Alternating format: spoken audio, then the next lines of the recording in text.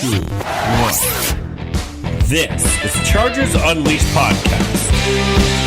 Here are your hosts, Dan Wolkenstein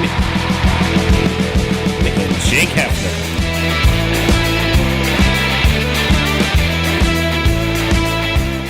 Welcome to another edition of Chargers Unleashed. Jake Hefner and Dan Wolkenstein here with you from the LA Football Network. Today's show, of course, is being brought to you by UFC Fit and Temecula, Charger Bolt Family, and Bet Online. If this is your first time tuning into the show, you can, of course, hit that like and subscribe button on YouTube. Follow us on Facebook, Twitter, Instagram, Spotify, and Apple Podcasts. Dan Wolkenstein, as I said this past Saturday, it's this much closer, man. It's this much closer. We got rookies that actually come to camp tomorrow, or technically when this show broadcasts, it'll probably be the day of. So technically Tuesday is when they arrive. And then next week, the veterans finally get to camp and we can finally kick the NFL season off in the summertime. And God help me, I can't wait.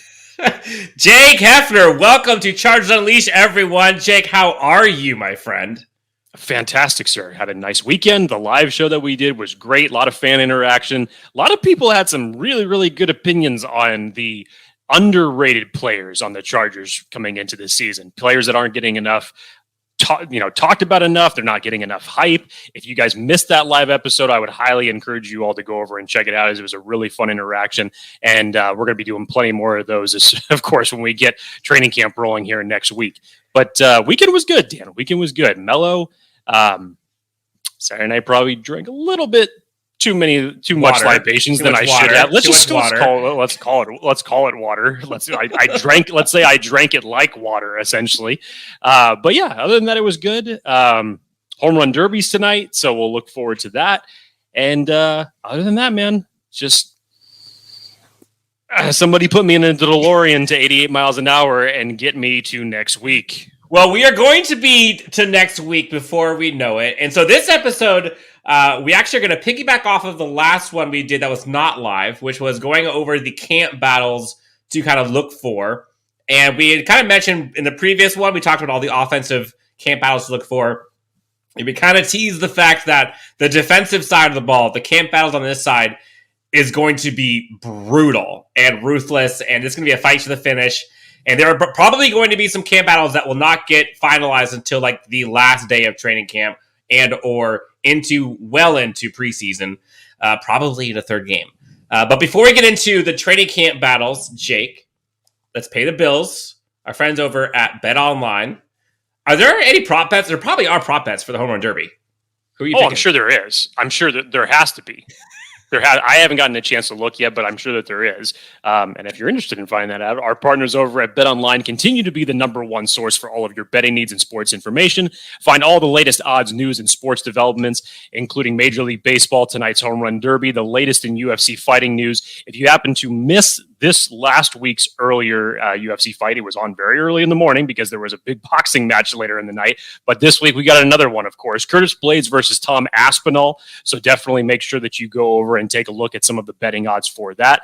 But head on over to the website or use your mobile device to sign up today to receive your 50% welcome bonus on your first deposit. Just use our promo code BELIEVE. That's BLEAV to get the bonus and get into the action. Bet Online, where the game starts.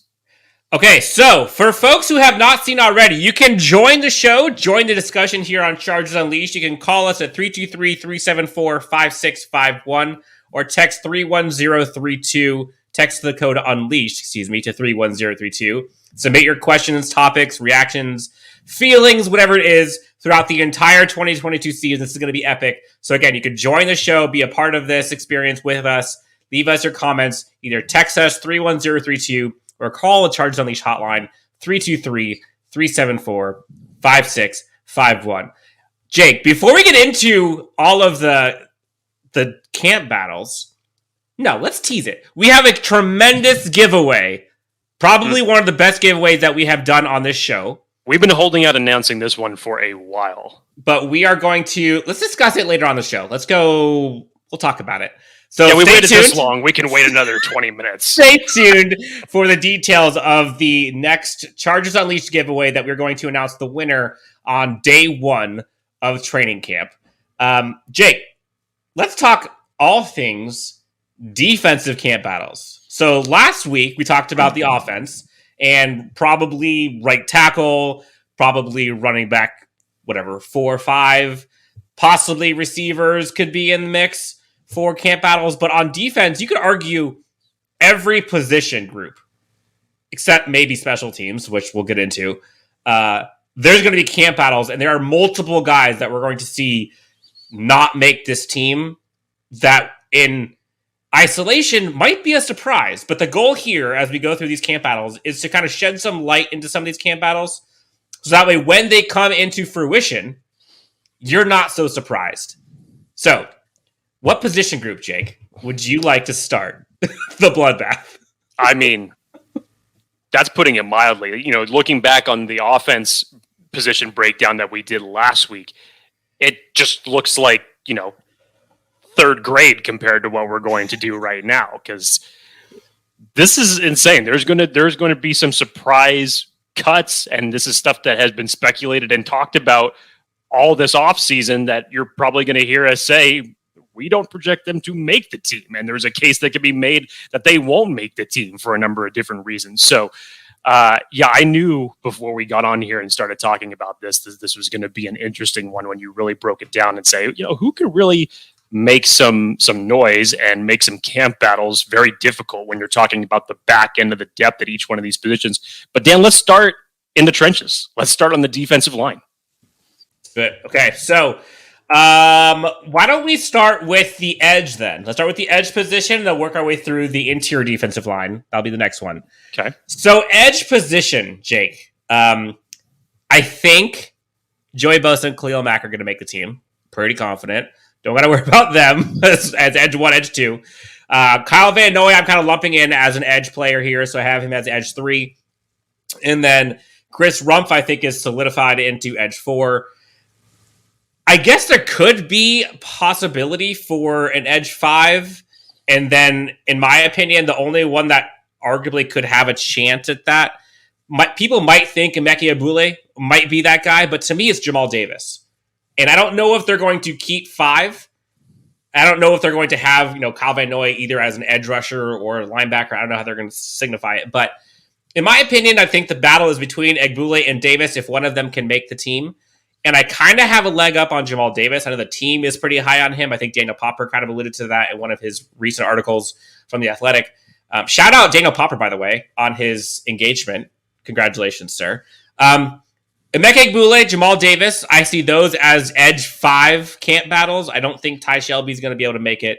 Between those two, would you say one of them has a leg up? And would you agree that those 4 I have are the 4 you have? Yeah, those are the same 4 that I have. And much to your point, I think that the camp battle does come down to, is it going to be 4 edge rushers that end up making the 53 roster, or do they keep an additional 5th? And the interesting thing here is really with Kyle Van Noy. Again, I still think that his main position on this roster, even though I know he can play both edge and linebacker, it's going to be edge. I think bringing him in for the edge 3, I think he only becomes or starts playing more linebacker in an emergency type situation. But it's good position flexibility to have, that whether or not we're ever Brandon Staley, and apparently he does have a plan. We've heard multiple people ask Kyle Van Noy this, what's the plan? What's the plan? And he doesn't want to say anything about it. Secret. So the good thing here is that it does give you a little bit of position flexibility, especially when you come to final cuts, that you have a guy who can be that multiple on defense. So that does give you some help there. But yeah, Dan, to your point, this really comes down to edge 5. And the Jamal Davis, who you were talking about, player from the CFL, signed back in January. As you were mentioning, Daniel Popper mentioned that during his 53-man breakdown that they were very high on him. So depending on camp and how he ends up performing, if you haven't seen pictures of Jamal Davis, go and look, because physically as a specimen, the guy looks impressive. We all want to look like Jamal Davis. Correct. Yes. So I think that's really where the camp battle comes from. There's a lot of expectations for your boy Chris Rumph coming into his second year. As been reported, we know that he's put in the work. He's put in a lot of work of gaining his strength, his size. So he's trying to put that on and obviously be a bigger contributor heading into his second season. So I still think that when it comes down to it, Dan, I think they'll still keep 4 edge rushers, and some people may not agree with that, just given the fact of, injury, age, anything like that may come into play as far as the lack thereof depth, as far as experience and maybe just age goes behind that. I don't think anybody would expect to have Kyle Van Noy be your starting edge rusher, but having him as an edge 3 is a huge value. I don't know what we would think if we had to have Chris Rumph going into a second season as the starting edge rusher. So that's where the questions come into play. I still think it'll probably end up being 4, as they'll probably use, a couple more bodies in different positions for this group. But there's a very good chance that it could end up being 5. Now, again, there might be semantics when you get down to the 53-man roster on like what positions these guys play, but just pay attention to the names and the numbers. And so as we kind of keep track here, Jake, so last week we had the offensive breakdown, and I think on my totals for offense, I want to say I had 20... I think it was 24. These were based off of what you would do, not what you thought the team was going to do, correct? Yes, this is what I would do personally. So this might be a little bit different than I think what you've seen from other places where they kind of predict what the Chargers would do. This is what I would do, or at least I would like to see happen. So just for context, 53-man roster, 53 spots, 25 of them I have from last week going to the offensive side. So that means I've got, 28 left. And in my kind of training camp battle breakdown here, the sheet that I have, 23 players I have on defense/special teams that I have as locks. I have 5 spots open in total that are going to be up for grabs. And so in the edge position, Jamal Davis, Emeke Egbule, I guess would be looking to battle for 1. I see Jamal Davis winning that one. Moving on to the other half of the defensive line, Jake, is the interior defensive line. This one's juicy. This one's going to be rough. You have the incumbents, i.e. Jerry Tillery, got Covington, Forrest, Merril, Fehoko. All of them have kind of been here for a bit. And then you got all the new guys, Morgan Fox, Sebastian Joseph Day, Austin Johnson, and Ottito Ogbonnia. And the weird part, Jake, is as I was going through the camp battles for this one, in my eyes, I don't know about you, but all of the incumbents are on the chopping block, it feels like, and all of the new guys are safe. Sebastian Joseph Day, Austin Johnson, Morgan Fox, and Ottito, all 4 of those new to the squad this year. All 4 of those, in my eyes, are safe. Those are locks. Would you agree?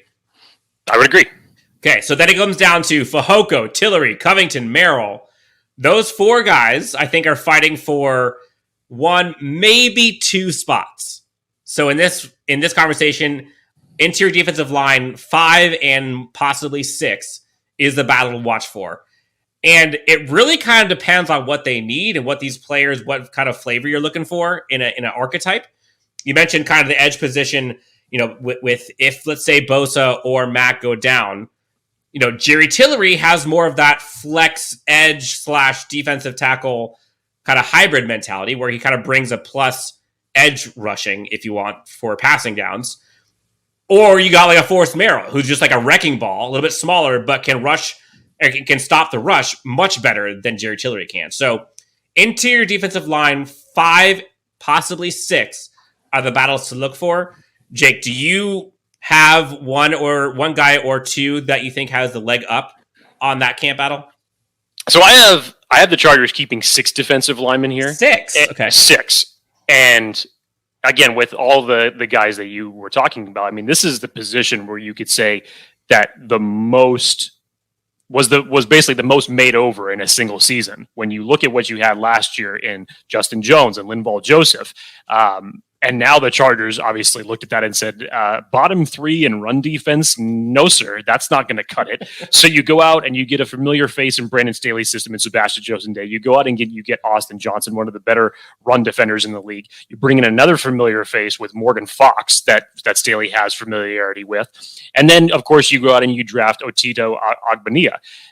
So, yes, Dan, to your point, there's a lot of people potentially that could be on the chopping block here. Now, out of those 4,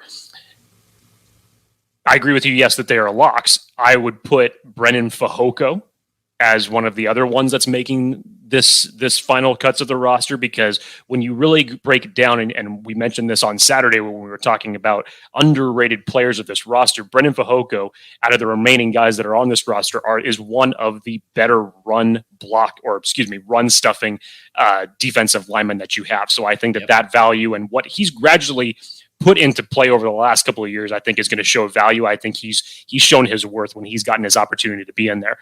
Obviously, when it comes to Forrest Merril, I'm a little bit biased. I have pounded the gong for Forrest Merril ever since he got with this team.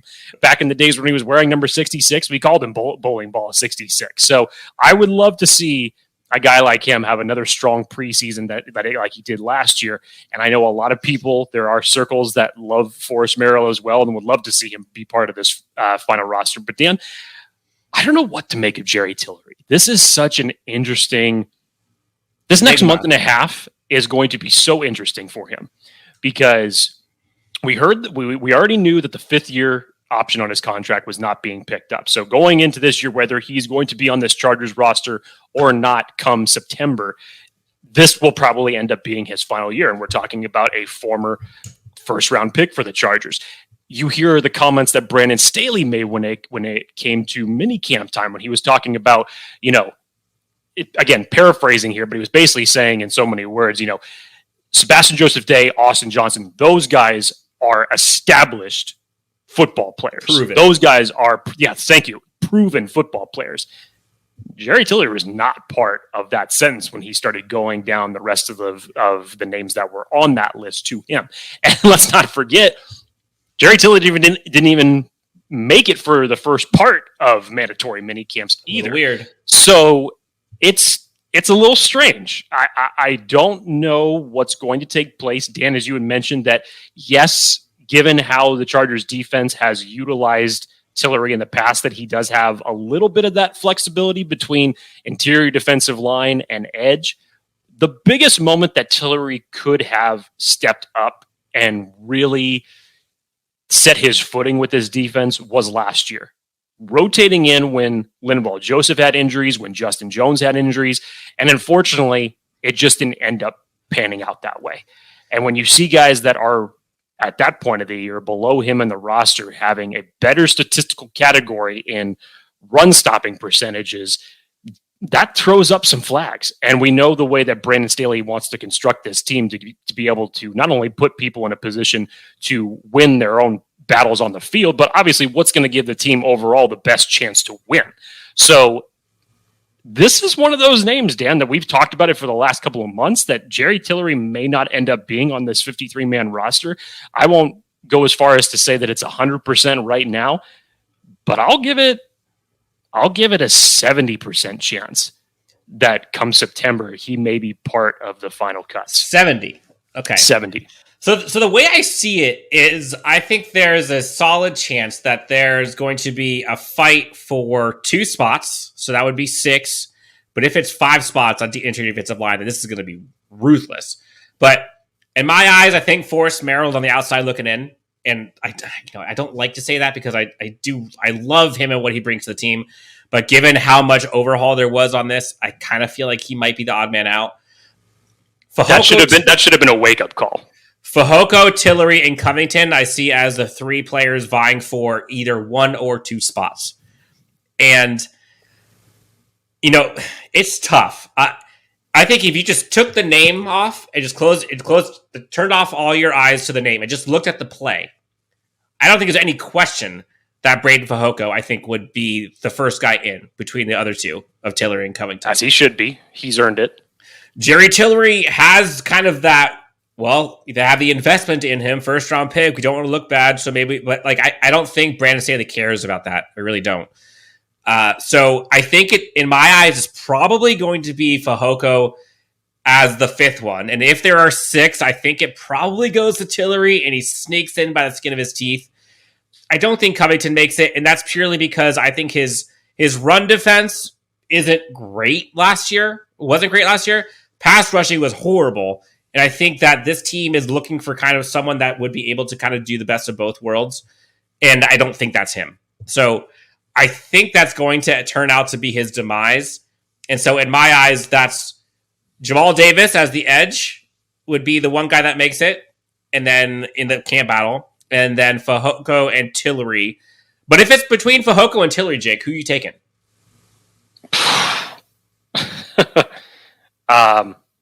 For me, it's Fehoko. I agree.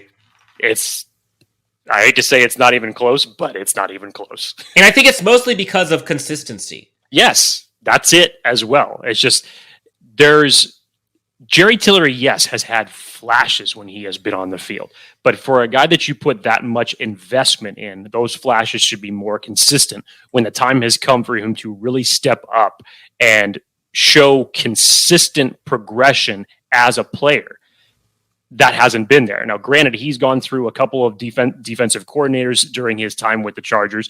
One in particular, I don't think that he even knew how to properly utilize him. But still, you would figure going into your fourth year, hell, even by last year's standpoint, you would have understood what to do, checking to see that progression that you're hoping to see from someone who's spent enough time in the NFL by this point. And it just hasn't been there.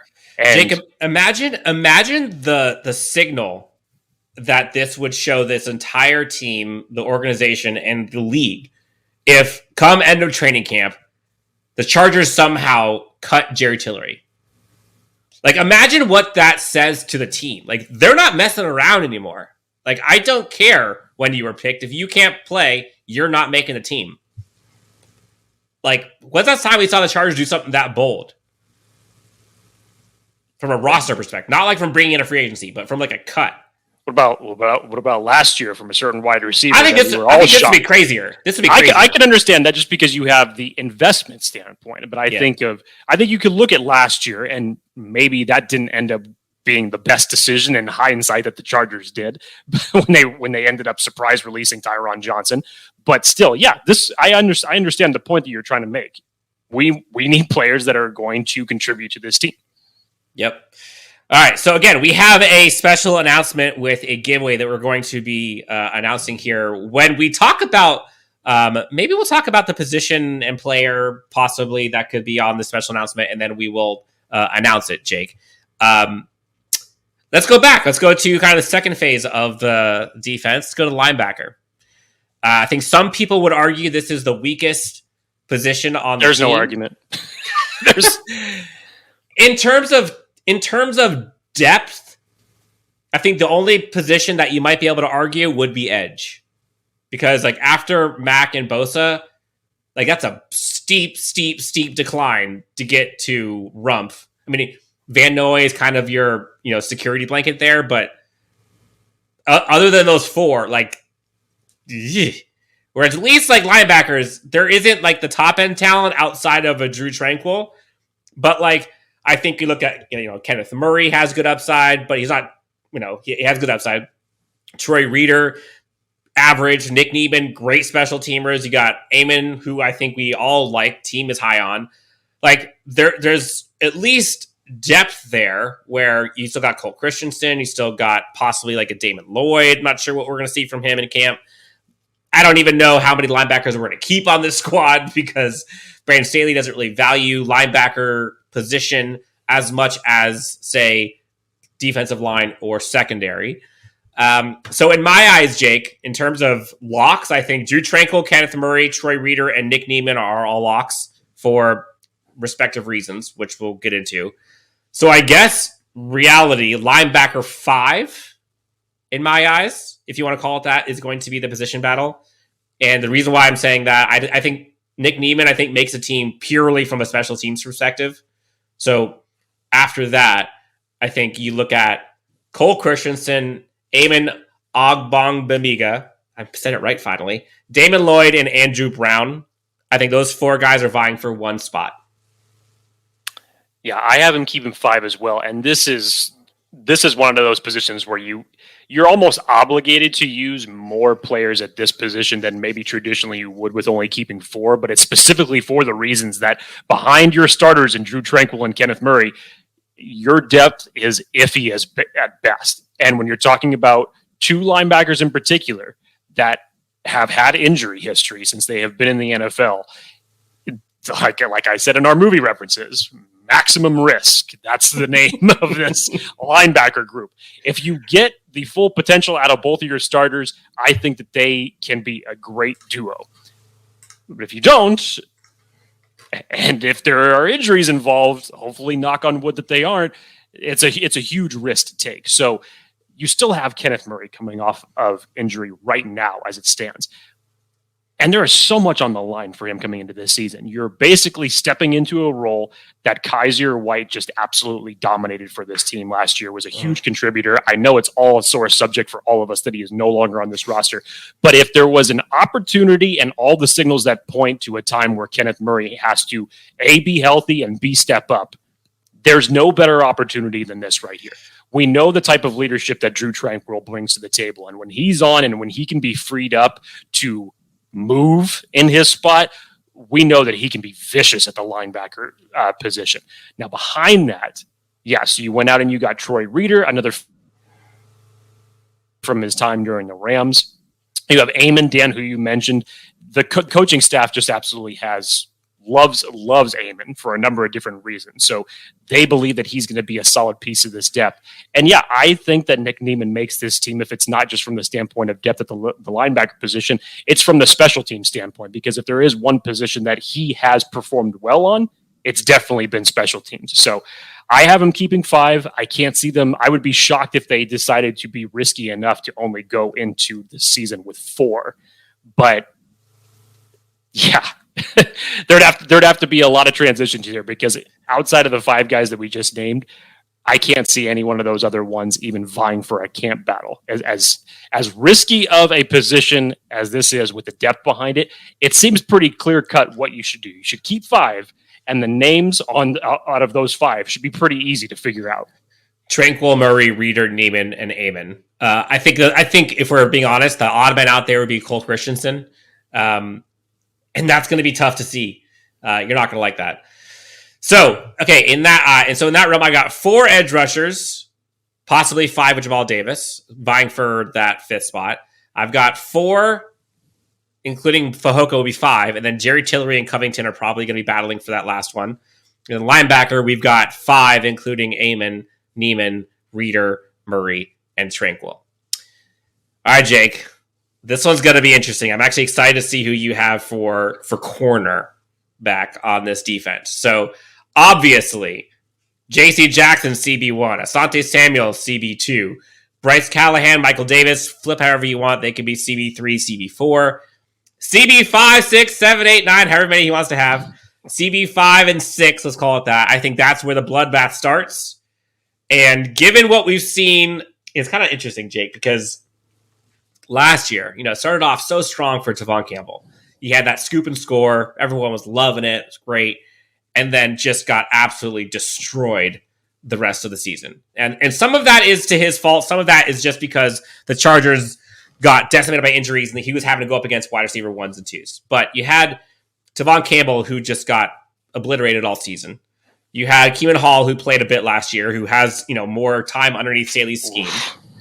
But still didn't play great. And then you got the new guys. You got Jasir Taylor, you got Brendan Sebastian, you got Dean Leonard. Some folks really like Dean Leonard. I personally really like Brandon Sebastian, to be honest. And Jasir Taylor, I think you're seeing some high praise from folks covering the team on him. So in my eyes, Jake, I have CB 5 and 6 being the camp battles to look for. Who do you see kind of coming out with those battles?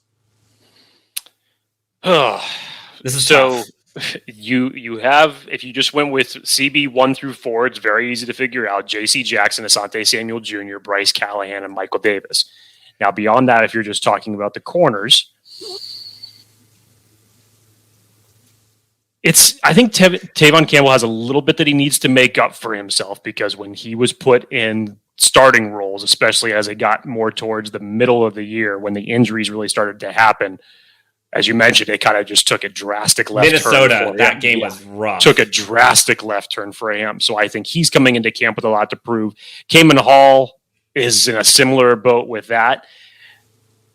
Dean Leonard, I know from mandatory minicamp, albeit, you're going up against third stringers, he had a pretty nice start to camp. And if you read Popper's article that came out when that was going out on back in May, or what was it, June last year? I can't remember now. The time just seems so far away. But the mini mandatory mini camp, that was a good start for him. So, and Dan, to your words, yes, there are a couple people that really, really are high on Dean Leonard. But it is tough though, because it comes basically if Dean Leonard is making this roster, then is Jasir Taylor making this roster? I don't know. Because in total, and this is where it gets iffy, because in total, I'd probably see if we're combining the cornerbacks and the safeties, I have them collectively keeping 10. So if we're just talking about the cornerbacks here, you have your 4, CB1 through 4 that we've already named off. And then it really comes down to, is it Tevaughn Campbell? Is it Kemon Hall, Jasir Taylor, and Dean Leonard? There was a big case of why Taylor and Leonard were drafted this year, especially when it comes to the special teams aspect. And we know the Chargers have done a kind of a little bit of an overhaul, switching special teams coaches, hoping to improve that area coming into this season. So there may have been some input from the Chargers special teams coach that comes into making both of these selections. So they may have a leg up in that scenario. I don't know, Dan. If it's me,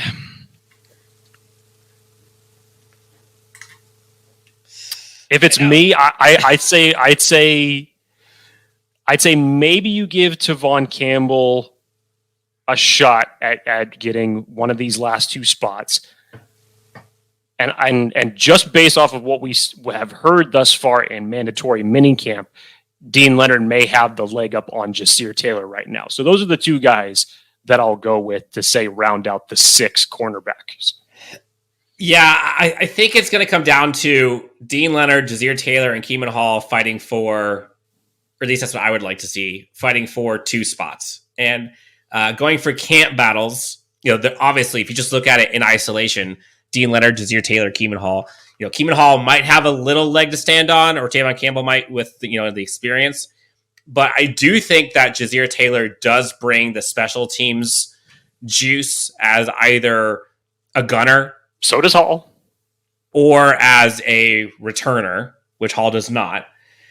And as a corner. He doesn't do that, but Hall does have yes. a good amount of contributions on the special teams. Yes. Agreed. So then when you look at the camp battles, like I almost put Dean Leonard, Kemon Hall, one of those guys is going to get it. And then I have Jasir Taylor or Joe Reed as the camp battle to look for.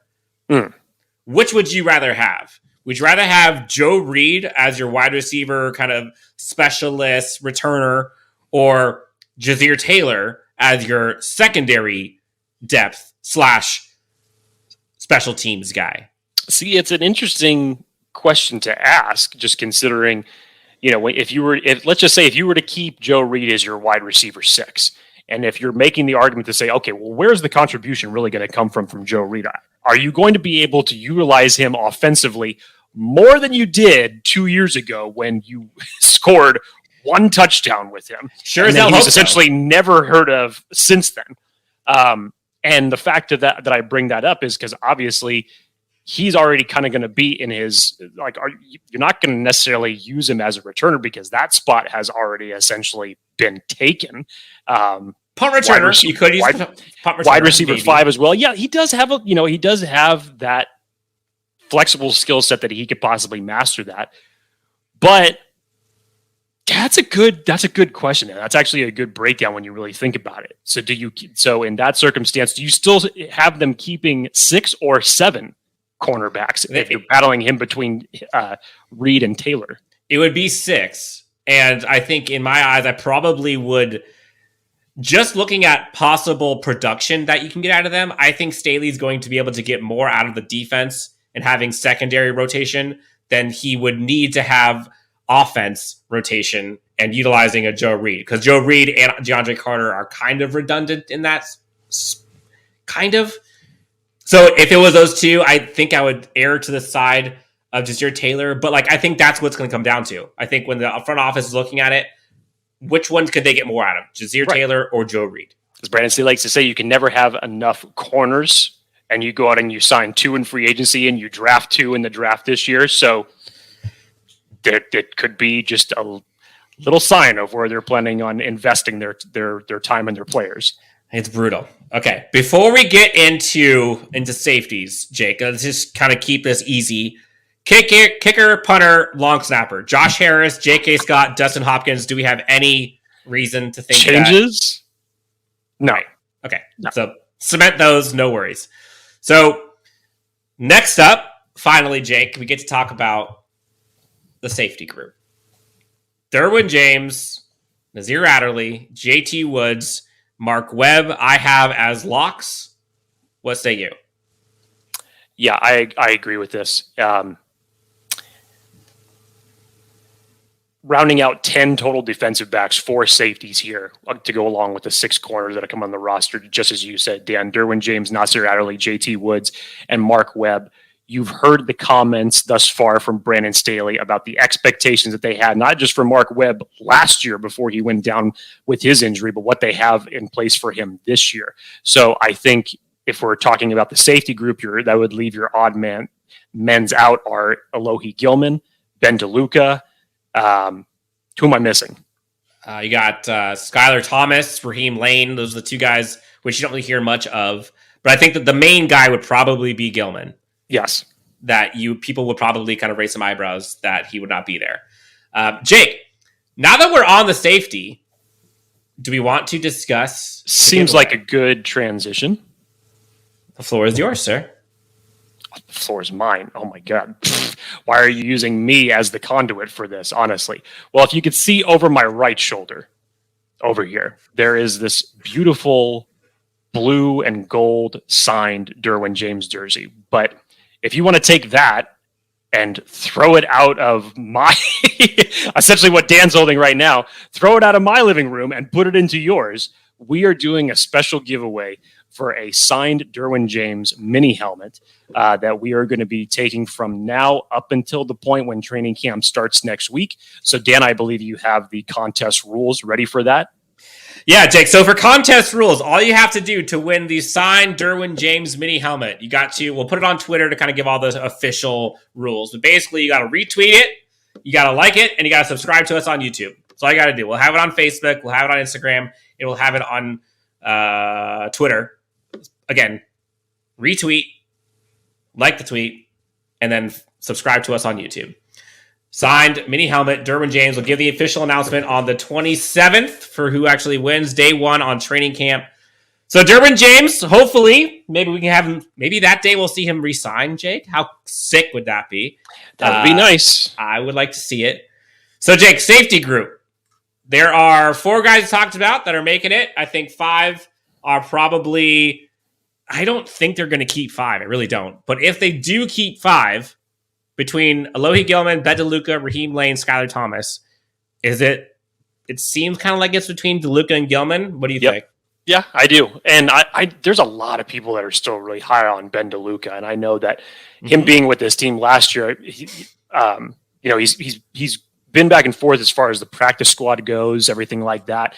And with Gilman, his biggest contributions that he brought to this team was obviously in special teams, and they were rotating him in a lot more last year than they did during his first year. But I still think when you look at the versatility that Mark Webb brings to the table, and again, the investment in the rest of the cornerback room that has been brought on, I don't see them keeping more than 10 defensive backs. I'd be surprised if they kept 11. So when you look at your starting safeties, much like it was with the cornerback room, you went out and you invested another high draft choice in a safety, and a very versatile one at that, in JT Woods. So that's another name to combat with for Alohi Gilman outside of the rest of the guys that are on this roster.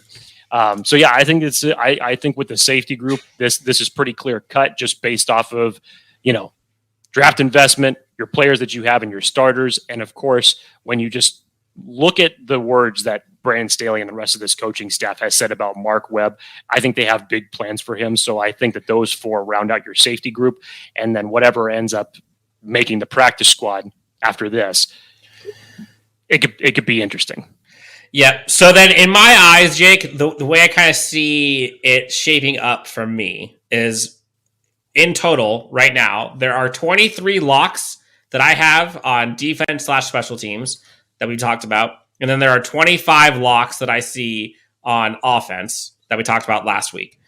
And then from there, Jake, I think the training camp battles to look for, specifically for players, on offense, Stone Smart, Joe Reed are the two that I think have a chance of making this team. And then on defense, this is where it gets tough. There are only 5 spots left. So that was 2 that I already mentioned. You have Jamal Davis, Fehoko, Tillery, Covington, Dean Leonard, Jasir Taylor, Kemon Hall, Eamon, and Alohi Gilman all fighting for 5 spots. Don't forget the battle essentially for RB3 with the competition that's going to be coming out with that. Yep, and RB3, again, so last week we talked about Eckler, Spiller. I had Letty Brown, Horvath, and I actually had Justin Jackson making the squad, but in this scenario, I put Larry Roundtree in there because I think if Justin Jackson somehow is picked up with somebody else, then I think they probably be being Roundtree. But, so let's kind of get into it. So 5 spots left, Jake. And I think we talked about what we thought about Jasir Taylor versus Joe Reed, so I think let's say Jasir Taylor is 1. So you have 4 more spots for Jamal Davis, Fehoko, Tillery, Covington, Eamon, Alohi, Dean Leonard, and Kemon Hall. I think, again, it's going to be a toss-up literally between Taylor and Leonard. I think I'd be surprised if both of these guys ended up making the 53, but when you really look at it, I definitely think that one of these guys sticks on the practice squad. I mean, the versatility that Jasir Taylor brings may actually give him a leg up over Leonard from the standpoint that he does have experience playing inside and outside, also contributes on special teams as well. We just know kind of a little bit from recency bias that Leonard was making some very good pass breakups when he was playing in camp. So we'll see if he can build on that or if Jasir Taylor is going to make a nice run. But that would be obviously one of the spots. Jasir Taylor would be taking one of those. You said there was 5 spots that you had left? Yep. Again, so you went Dean Leonard, Jasir Taylor. You said one of those guys make it? I still think that one of those guys make it because, again, I'm not keeping more than 10 defensive backs in total. In this case, if Taylor does make it and taking over one of your spots, that would essentially make it 11 that they would keep for defensive backs. But okay, let's go ahead in that scenario. And then your other positions and your other players of note, Fehoko, I definitely think is one. You had in your list, you had them keeping 5 defensive linemen. I have them keeping 5. Actually, I have them keeping 6 in total. Tell me the 6 again. Tillery is the 6. So Tillery's the 6. Ottito, Morgan, Austin, and Sebastian. Okay. Covington was not part of that? Covington is not part of that. I think he's odd man out. Yeah, I think when you look at the body of work that Brendan Fehoko has done, regardless of if you want to consider it a small sample size or not, I think that the consistency and the production, and you know what? Damn it, for a guy who was an undrafted free agent, he's earned his time. I think he's earned his time on this roster. So if it was me, I would be definitely keeping Fehoko over Tillery, and that would round out my 6. And your other ones are what? Then you have so are you keeping Kemon Hall or Tevaughn Campbell? I would say if I had the choice between the two of those, I'd probably be keeping Campbell. But again, now we're adding more to the defensive line. But I'm saying so you'd have 4. So Jackson, Samuel, Callahan, Davis is your 4 corners. And then you're adding Jasir Taylor and Tevaughn Campbell if you were to do 6. Well, no, because my 6 had Campbell and Leonard making it. But Campbell and Leonard. If we're just if we're just talking about your list and you have 5 other spots to occupy, pick your poison. Where do you want to put the other positions? If it's me, I'm definitely obviously keeping the 5 linebackers, including Eamon. Including Eamon is part of that. In your case, Dan, if you're looking for another 5 to round out those and you want to look from a defensive perspective, I think just Jasir Taylor would make a case for that. So in your list, you would essentially have 11 defensive backs. Let's round it out a little bit more if we're talking about another player to list that could possibly make a run for it to round out your roster. Joe Reed would probably take one of those spots as well. As far as how the camp battle goes, we'll see how that goes. I don't think so. So looking at it now, like I think Joe Reed odd man out, Stone Smart odd man out. I think Covington's out. Jamal Davis is out. Kemon Hall. So you still only have them keeping 4 edge rushers on your roster. Yes. In my eyes, Bosa, Mack, Rumph, Van Noy. Okay, so then Jamal Davis, I think, has a shot to occupy one of those 5 vacancies that you have. Jasir Taylor is another one. Joe Reed is another one. So that occupies 3, which leaves 2 left. You got Eamon. Eamon is in the list. Eamon is in the list. Okay. Well, so Eamon would need to be another one, so that would be one less. Okay. So I think the 5 turned out to be Tillery, Fehoko, Leonard, Taylor, and Eamon. Those are my 5 guys that I don't currently have on my locks that I think will end up getting pushed up. Got it. Which means you're going to not see Alohi Gilman, Ben DeLuca, Cole Christianson, Brandon Sebastian, Tevaughn Campbell, Forrest Merril, and Emeke Egbule. You're not going to see any of those guys. Joe Reed, you're not going to see on this squad, in my eyes. Which, like, whew, that's tough, man.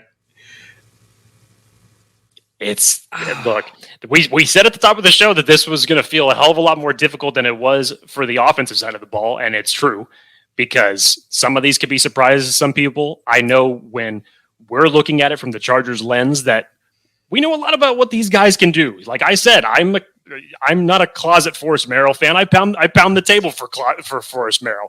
I love Brendan Fehoko. I really hope that the Chargers coaching staff has really looked at his body of work since he's been with this team. I think he's earned a roster spot, not only just from, what he brings to the team from a player perspective, but just look at it statistically. He's brought enough to earn his way onto this roster, I think.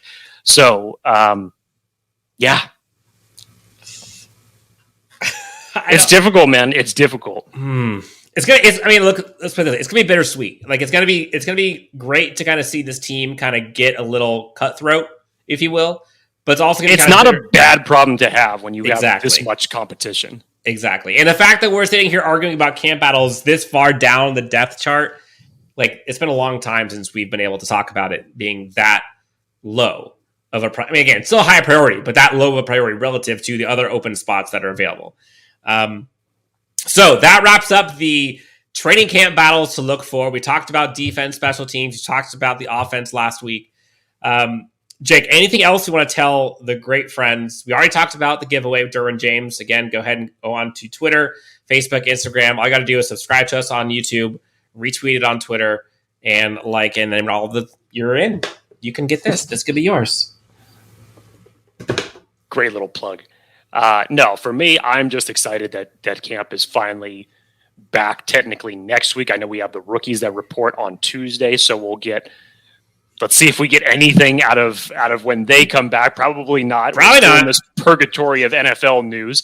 I'm sick and tired of turning on ESPN, and the best things that we can talk about is waiting for the pending Deshaun Watson decision or the battle between Baker Mayfield and Sam Darnold, that starting quarterback spot. Deshaun Watson thing's taken forever, by the way. Look, I mean, the best thing that we could talk about right now that we've seen today is, the Madden ratings came out. And now everybody's throwing up their hands for this. It's like, I don't care, man. I want actual football. Let's talk actual football. It is cool to see Mike Williams, though, finally getting some love. I think he got like an 86, which I think he was much lower than that at the start of last year. Yeah, I agree. I'm ready. I'm ready for next week, man. Let's get to it. All right, guys. Let us know what you think in the comments. If you guys are still listening to the show, let us know what you think for the camp battles, who you'd have in, who you'd have out. We will be having another show next where we discuss more about these Los Angeles Chargers heading into training camp. But until then, you can find Jake Hefner and his backwards hat at Jake Hefner. No, that's not true. At Jake T. Hefner on Twitter. You can find myself and my backwards hat at Chargers Homer. Again, like, subscribe, follow everywhere you can find us, and we'll talk to you next time on Chargers Unleashed. Thanks so much for tuning in.